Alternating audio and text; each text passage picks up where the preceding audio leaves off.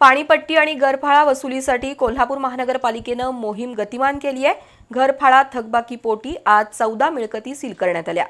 तर दुसरीकडे पाणीपुरवठा विभागानं गेल्या 20 दिवसात 1,31,00,000 रुपयांची वसुली केली आहे। थकबाकीपोटी आजवर 241 नळ कनेक्शन खंडित करण्यात आले।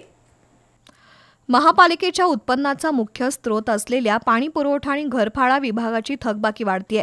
त्यामुळे महापालिका प्रशासकांनी वसुलीबाबत कठोर कारवाईचे आदेश दिले आहेत। पाणीपुरवठा विभागाची थकबाकी वसूल करण्यासाठी 5 पथकांची नियुक्ती करण्यात आली आहे। या पथकाद्वारे मोठे थकबाकीदार आणि अनधिकृत कनेक्शन खंडित करण्याची कारवाई सुरू आहे। या पथकामार्फत 10 डिसेंबरपासून आज अखेर 1,31,00,000 रुपये वसूल करण्यात आले। तर आजवर 241 नळ कनेक्शन खंडित करण्यात आले।